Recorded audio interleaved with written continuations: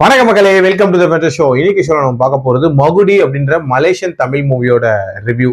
இந்த படம் ஆக்சுவலா ஒரு வித்தியாசமான ஃபேமிலி த்ரில்லர் அப்படின்னே சொல்லலாம். அதாவது ஒரு குடும்பத்தோட ஒரு முக்கியமான மெம்பர், அதாவது நம்ம கதையோட ஹீரோ மர்மமான முறையில இறந்து போயிடுறாரு.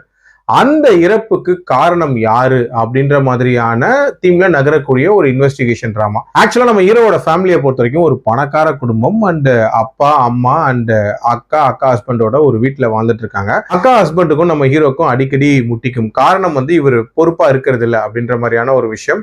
அண்ட் அவங்க அக்காவும் சொத்தை பிரிச்சு கொடுங்க அப்படின்ற மாதிரி கேட்டுட்டு இருப்பாங்க. அதே நேரத்துல நம்ம ஹீரோக்கு பிசினஸ்லயும் சில பிரச்சனைகள் அப்படின்றது போயிட்டு இருக்கும். அண்ட் நம்ம ஹீரோ ஹீரோயினை சந்திக்கிறாரு அண்ட் அவங்களோட ஒரு ரிலேஷன்ஷிப்ல ஈடுபடுறாரு.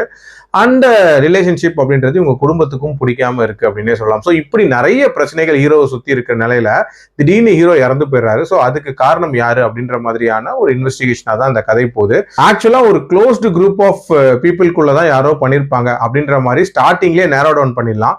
பட் இருந்தாலும் அது யாரு அப்படின்ற அந்த ஒரு ட்விஸ்ட் இருக்குல்ல, அது ஓரளவுக்கு இன்ட்ரெஸ்டிங்கா இருந்துச்சு அப்படின்னே சொல்லலாம். எதுக்காக இதை பண்ணாங்க அப்படின்ற அந்த ரீசனிங்கும் ப்ராப்பரா ஜஸ்டிஃபை பண்ற மாதிரி தான் இருந்துச்சு. டியூரேஷன் வைஸ் 1.5 மணி நேரத்துல கிறிஸ்பா முடியக்கூடிய ஒரு படம். பட் இருந்தாலும் ஒரு மர்டர் மிஸ்டரி த்ரில்லர்ல முக்கியமான விஷயமே யாரு பண்ணாங்க அப்படின்றத விட அதை பண்ணதை இவங்க எப்படி கண்டுபிடிச்சாங்க அப்படின்ற ஒரு விஷயம் தான். அந்த விஷயம் இருக்குல்ல, இதுல பெருசா ஃபோக்கஸ் பண்ணவே இல்லை அப்படின்னே சொல்லலாம்.